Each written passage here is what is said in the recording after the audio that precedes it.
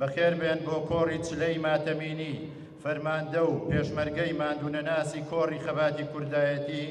کە زیاتر لە 41 ساڵ لە تەمەنی خۆی تەرخان کردبوو بۆ خزمەتکردنی گەل و وڵاتەکەی و لە ساڵی 1970 لە تەمەنی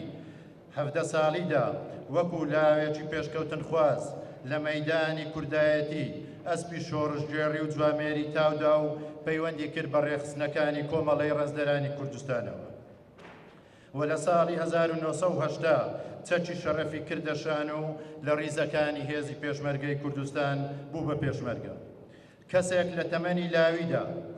هەستی کوردایەتی لە ناخیدا چەکەرە بکات و پێشەنجی کاروانی خەباتی شۆڕژگێڕی و کوردایەتی بێت و پێشمەرگەیەکی سیاسی شۆڕژگێڕ تێکۆشەری چەکداری خاوەن فکر و ئایدۆلۆژیا بێت و کادیرێکی شارەزا و لێزان بێت کە نزیکەی نیو سەدا ئەزموونی هەبێت لە بواری خەباتی نهێنی و ڕێکخراوەیی و پێشمەرگایەتی و ڕێخستن و حیزبایەتی و تا دواساتەکانی ژیانیشی دەربڕی ڕاستەقینەی خواستەکانی نەتەوەی کورد و مافی ڕەوای گەل و وڵاتەکەی بێ ئەستەمە هیچ کەسێک بتوانێت لە پەیوێکی کووردا لاپەڕە پرشنگدارەکانی دیرۆکی ئەم کەڵە تێکۆشەرە خاوەن ئەزمونە دوور و درێژە هەڵبداتەوە و نازانێت لە کام بواری